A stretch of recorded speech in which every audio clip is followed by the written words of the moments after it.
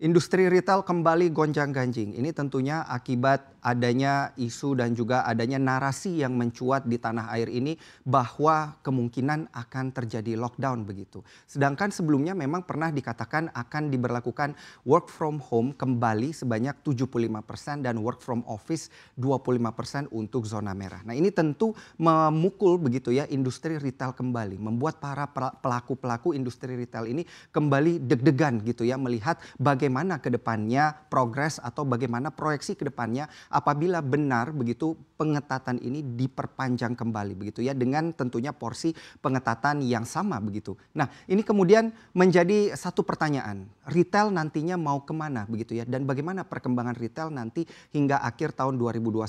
Bisakah retail nanti kemudian menjadi salah satu pendorong atau kontribusi dari pertumbuhan ekonomi di tahun 2021 atau justru malah jadi yang memperberat begitu ya. Nah, untuk itu akan kita bahas di sore hari ini PPKM diperketat dan industri retail terjerat. Nah, awalnya kita mulai dari pengetatan PPKM Mikro itu sendiri ya yang kemudian dilakukan di tanggal 22 Juni hingga 5 Juli 2021. Alasannya sederhana ya, penyebaran COVID-19 yang mencapai rekor tertinggi di mana pertumbuhan terakhir atau perkembangan dan juga penyebaran COVID-19 terakhir di Indonesia di pekan ini menyentuh rekor tertinggi semenjak COVID-19 masuk ke tanah air begitu ya, semenjak April 2020 yaitu sekitar 14.500-an.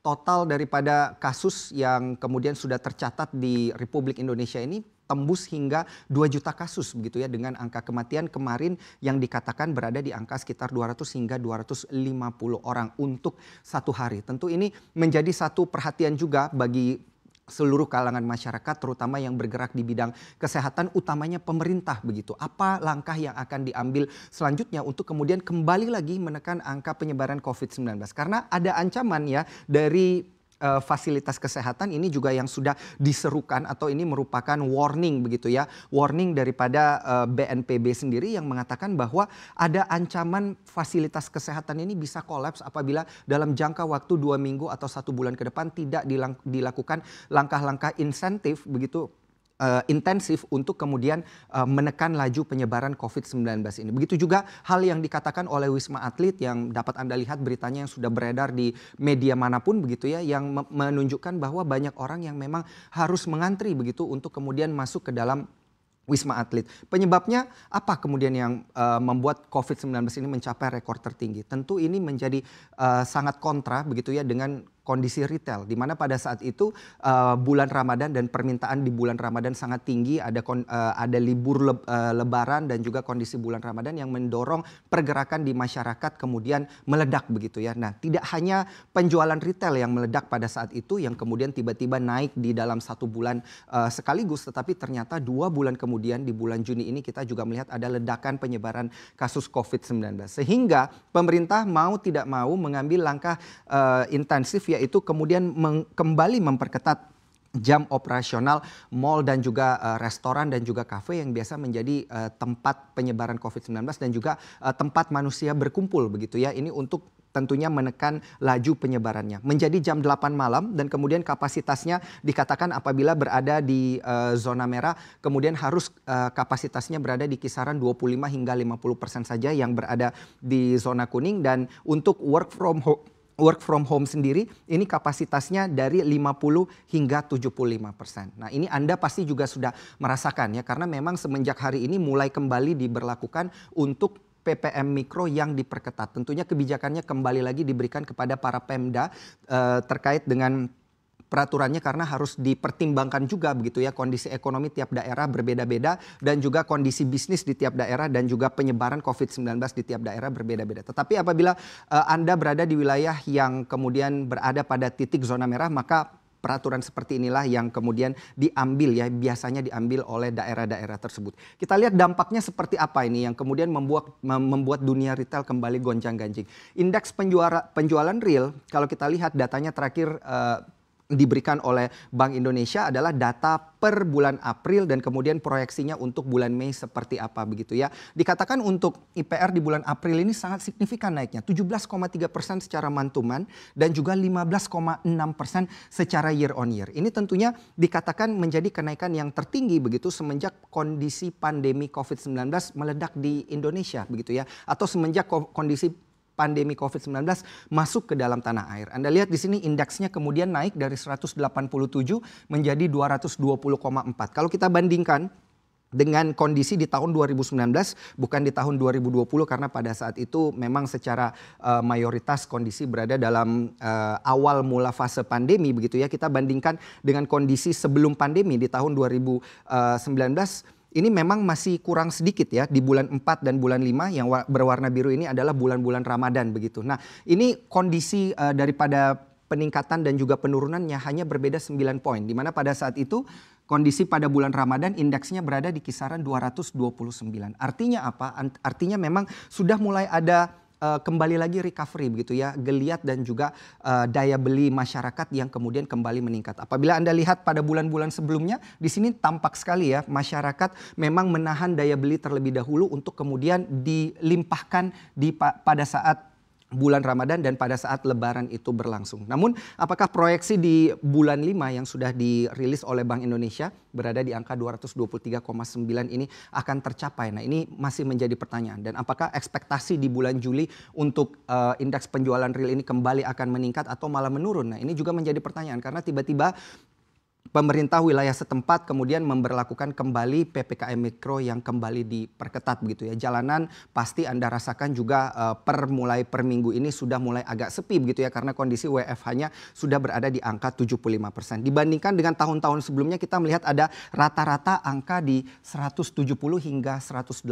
Artinya memang kondisi retail tertekan begitu ya. Tetapi ada pola terkait dengan pola menahan belanja yang memang berlaku di tahun-tahun pandemi ini apabila Anda lihat. Karena memang kalau kita bandingkan dengan tahun-tahun sebelumnya indeksnya memang selalu berada di atas angka 170 hingga 180.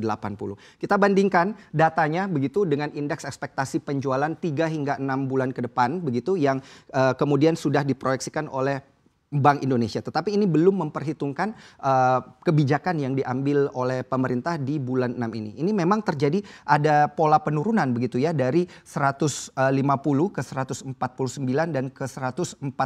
Memang ada pola penurunan. Begitu juga dengan ekspektasi daripada penjualan selama 6 bulan selanjutnya yaitu adanya penurunan dari 141 ke 147.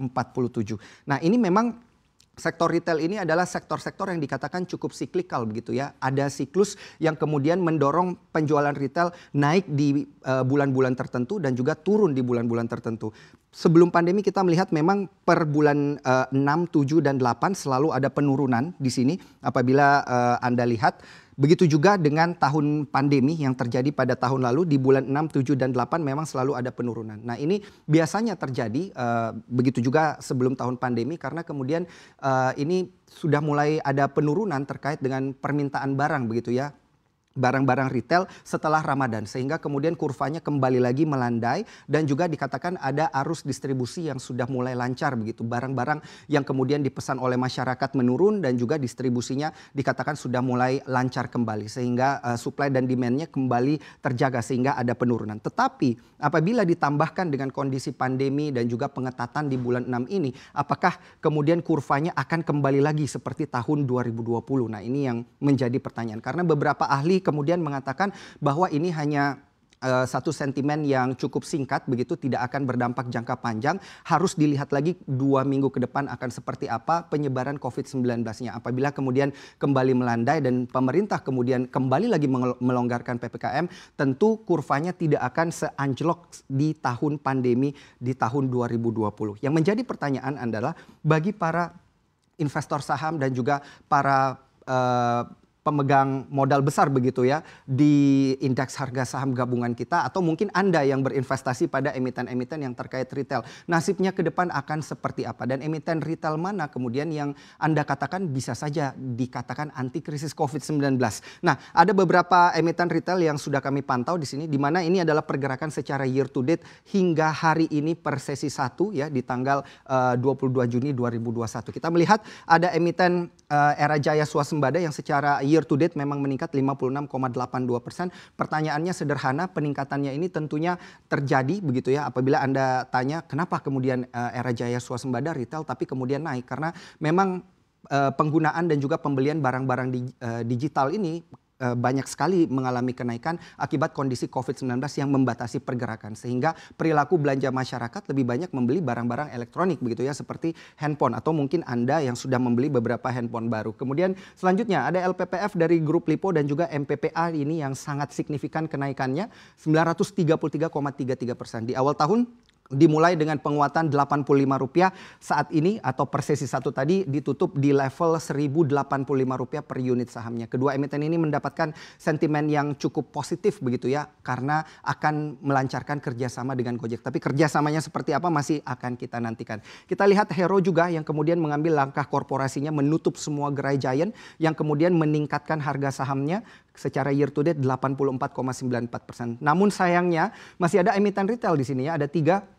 Ada Ramayana dan juga ada Ace Hardware dan juga Mitra Adi Perkasa yang bahkan peningkatannya kalau kita bandingkan dengan indeks harga saham gabungan kita jauh begitu ya di bawah pertumbuhan dari indeks harga saham gabungan. IHSG kita sudah berada di teritori positif begitu secara year to date, namun ketiga emiten ini masih berada pada teritori negatif. Apabila Anda melihat perbedaannya, apa kemudian yang membedakan emiten yang positif dan negatif ini? Tentu kembali lagi kepada aksi korporasi yang berhubungan dengan dunia-dunia digital begitu ya, yang kemudian berhubungan dengan aksi-aksi digital. Nah, apakah perilaku dan juga aksi korporasi digital yang kemudian apabila nanti diambil oleh ketiga emiten retail ini bisa mendorong kemudian minat daripada investor untuk berinvestasi pada emiten-emiten ini, dan langkah apa kemudian yang akan diambil oleh pemerintah 2 minggu ke depan untuk kemudian menyelamatkan industri retail yang saat ini terjerat akibat PPKM yang diperketat.